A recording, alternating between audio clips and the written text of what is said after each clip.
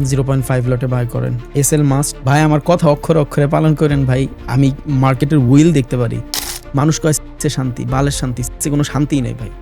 দুনিয়ার সব থেকে বড় শান্তি হলো মানুষের নিজের হাত দিয়ে এইভাবে দিয়ে দাও। আমার সামনে যদি 7 জন হলিউডের অ্যাক্টর সাইন নাও খাড়া করায়, তখন আমার মনে হয় না আমি ওদের দিকে তাকানো যদি আমার কাছে $1 মিলিয়ন থাকে মানুষের দেওয়ার জন্য। বিকজ আপনি যখন আপনার বাপের একদম পুরো মার্কেটের সব থেকে দামি পাঞ্জাবিটা কিনা দিবেন, আপনার বাপের মুখে যে হাসিটা ফুটবে ভাই, এইটার কাছে দুনিয়ার কোনো সুখের আপনি মিলাইতে পারবেন না।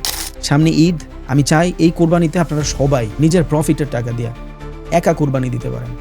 এখন দেখেন, আমি যখন এইখানে আমার $10,000 প্রফিট দেখাচ্ছিল, স্ক্যাল্পিং কারে বলছে, আমি যদি না বের হইতাম আমার ট্রেড কিন্তু ব্রেক ইভেনের কাছাকাছি চলে গেছিল, এই পর্যন্ত চলে আসছে না মার্কেট। আর একটা জাতা দিলে কিন্তু লসে চলে যাইতো, তখন কিন্তু আমার আফসোস হইতো কেন আমি বের হইলাম না। স্ক্যাল্পিং এ কখনোই এই আফসোস করতে পারবেন না যদি হোল্ড করতাম। হোল্ডের খেলা না স্ক্যাল্পিং। স্ক্যাল্পিং এ হোল্ডের কোনো সিস্টেমই নাই। ওই ট্রেড আমি করি না, এটা আমি ফার্স্টের থেকেই বলে আসছি। আমি জীবনও বলি নাই যে আমার রিস্ক টু রিওয়ার্ড রেশিও 1:7। আমি আমার উইনিং রেশিও দেখাইছি।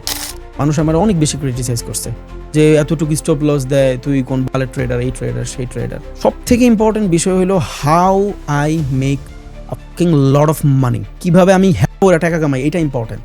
সৎভাবে মার্কেট থেকে।